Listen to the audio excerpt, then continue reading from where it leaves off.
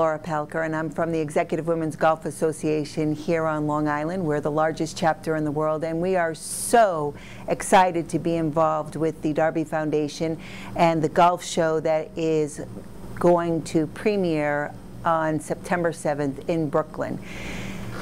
It is a very exciting time for me personally because I had the opportunity to attend one of the conferences in Las Vegas, and then also one again in Palm Springs. And I had the phenomenal fortune to meet Renee Powell. Personally, I shook her hand and got a chance to learn about the golf course and all of the wonderful things that they are doing. Golf has also opened up many, many doors of opportunity for me in my career. I own a business.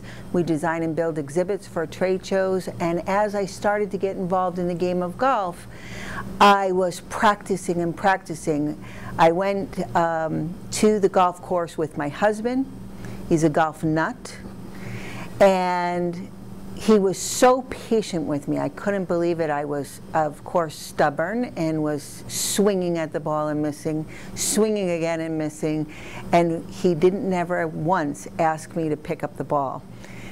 And when I finally started to make contact over and over again, he said, "I think you should get involved with the EWGA."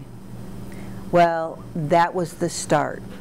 I practiced going to clinics, I went to the seminars, I learned the rules, I learned the etiquette, pace of play, which was extremely important. Not so much how many times you connected with the ball, but what was the etiquette of the game.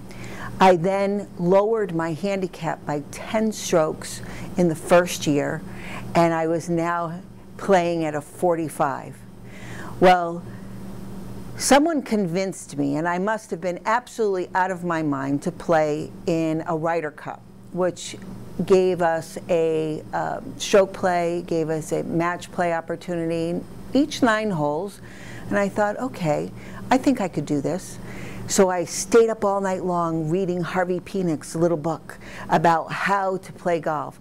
And I was envisioning in my mind every putt going in the hole.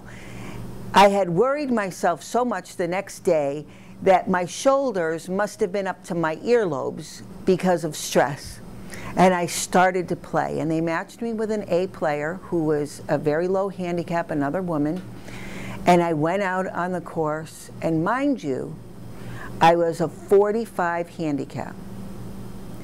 Well, I proceeded to shoot 107.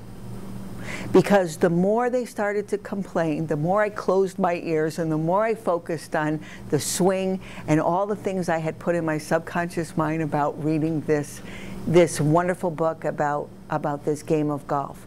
And I got the bug because my team won. We were the only ones that came in with all 10 points in the match play. And of course, every woman on the course my husband was buying free drinks for because they were convinced that I was a ringer. It was just the beginning.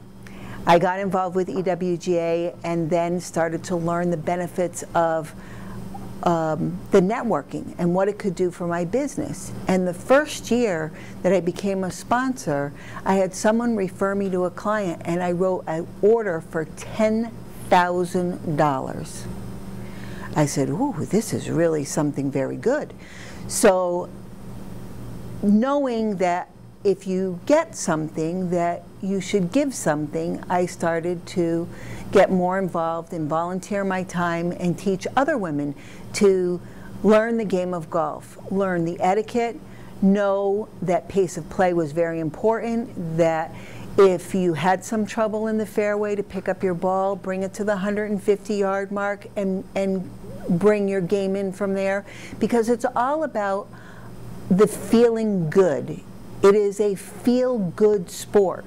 So it doesn't make a difference if you can hit a great tee shot right off the bat. It's about making small, tiny steps where you can progress and you can feel good about accomplishing something. And what it does for your self-esteem is absolutely phenomenal. I've learned a lot about the emotional intelligence, and I've brought that to my workplace. I've learned about about teaching, and I've brought that to my workplace when I'm training new employees and communicating with them so that they can effectively perform and they can feel good about the work and the time that they're spending in my company producing work for our clients. Further to that, I was brought to a golf outing, and today still, every Monday there's a golf outing on Long Island where the men are coming and they're getting involved and they're giving back to the community through charitable organizations. They've learned that as a successful businessman, that the outing is a way for them to give back to the community. They just figured out a really fun way to do it, and that is the golf outing. Well, every time I go, there's only 3 or 4 women there. And I know that we work very hard doing all the tedious little work that's involved with organizing and creating golf outings and events. And I went, wow, this is a much more fun way to give back to the community. And I started to play, but I found that the men were very interested and very comfortable playing with me because I was able to keep pace of play. I knew the rules of the game. I knew where to bring my cart, and all of those things I learned in the EWGA. What it has also done for me now as I'm entering in my 10th year of playing golf is it's opened up doors of opportunity. For 4 years, I wrote for John Glozek's Golfing Magazine, the EWGA page, which talked about the many programs that are available for learning, for playing, for competing, for having fun. And then also I had the opportunity to work with FiOS 1, My Long Island TV, and do a series for the last 2 years on golfing on Long Island, where we went and we started to take a look at the courses. We looked at the design of the course. We looked at what were the little nuances of each course, whether it was Baiting Hollow, or whether it was Woodside Acres in Muttontown. And I was able to take a look at each of these designers and the little nuances, whether there were undulations on the green and how you had to read it and which way the grass grew. And it just allowed me to meet these pros who are absolutely phenomenal with their skill levels, their focus, their emotional intelligence, their understanding of the wind, their environment, and all doing this as they're looking at these most amazing vistas of the sky and the blue and the clouds and all of the beauty that's naturally created on this earth that you get to play golf in. Speaking with the pros, I got a chance to get their tips.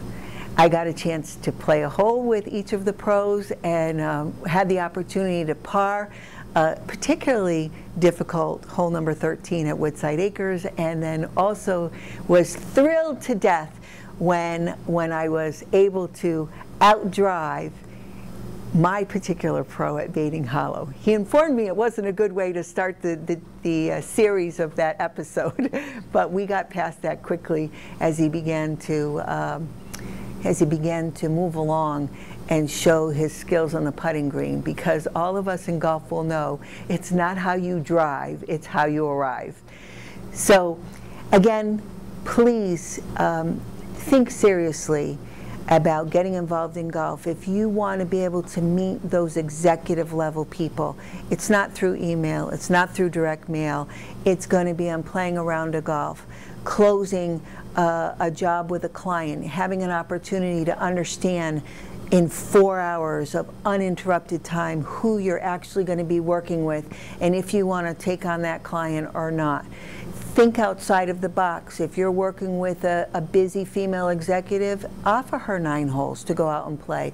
Offer to go out on the driving range and just hit some balls. Talk to another woman, a young woman. I am a mentor with college students, and I'm taking my mentee out to the driving range and the putting green to just be able to learn the game of golf. And it just creates bonds between your friends, your family. My brother is a scratch player. He played on the North Atlantic Tour. And I take him out with my dad, and we get to spend quality family time. And how often in today's age of technology do you really get to spend with your parent, your mom, your father, 4 hours of uninterrupted time just to talk about, hey, what's going on? So come out and join us on Friday, September 7th, 10 a.m. to noon in Brooklyn, New York. You'll be getting lots of information about the program that's set up for you. And visit me at the show, and I'll have my clubs. We'll take that putter and get you feeling the grip and get a chance to learn how that feels in your hand. We'll be having the sand wedge and the pitching wedge, so you'll get a chance to know what club you use when you pitch and approach the green. We'll have longer clubs, 7 irons, 8 irons. We'll have a driver so that you can feel exactly what that is gonna look like in your hands. It's gonna look like when you're swinging that bat, keeping your arms stiff, and then how you're gonna release that so that it connects with the ball. We're very excited about this game and what it can do for you, how it can build your confidence, how it can help you to get on the course and enjoy the game of golf.